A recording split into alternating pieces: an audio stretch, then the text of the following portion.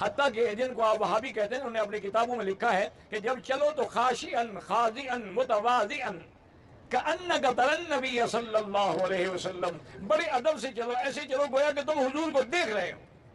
اور یہ بھی انہوں نے لکھا ہے کہ پاؤں آرام سے رکھیں، پاؤں کے دھپ دھپ کی آواز پیدا نہ ہو، کیونکہ وہ ایک ایسی جگہ ہے کہ جہاں آواز اونچی ہو جائے تو آدمی کے اعمال جو ہے وہ ہبط ہو جاتے ہیں۔ درود شریف پڑھتے ہوئے آہستہ آہستہ آہستہ چلیں، جب روضہ مواجہہ شریف میں سامنے آ جائے جہاں بالکل گول دائرہ بنا ہوا ہے اور اوپر حضور کے نام کی آیت مبارک میں لکھی ہوئی ہے، یہاں جب آپ کھڑے ہوں گے تو گویا حضور کے آپ بالکل سامنے کھڑے ہیں،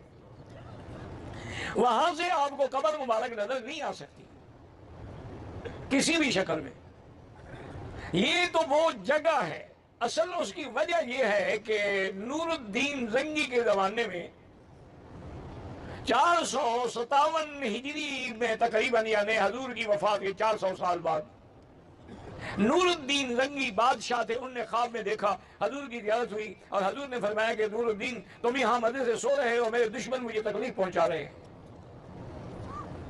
اور ان دشمنوں کی شکل بھی دکھلائی گئی کہ یہ وہ لوگ ہیں جو مجھے ایذا پہنچانا چاہتے ہیں۔ تو نور الدین زنگی جو ہے وہاں سے تشریف لائے اور حرم مدینہ میں پہنچے، انہوں نے تمام اہل مدینہ کے اعزاز میں دعوت کی، لیکن ایسا انتظام کیا کہ دروازہ جو تھا داخلے کا دعوت کے لیے وہ صرف ایک تھا،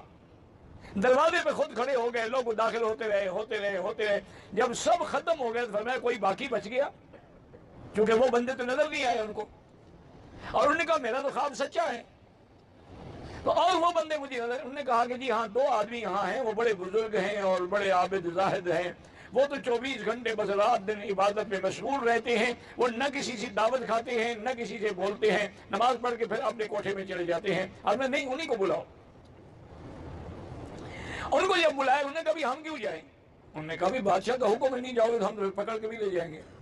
تو بہرحال اصل میں پتہ ہے وہ کرتے کیا تھے بدبخت، کہ وہ رات کو اپنے حجرے سے انہوں نے گھر لے لیا تھا قریب روضہ شریف کے، اس زمانے میں تو بالکل گھر قریب قریب ہوتے تھے نا،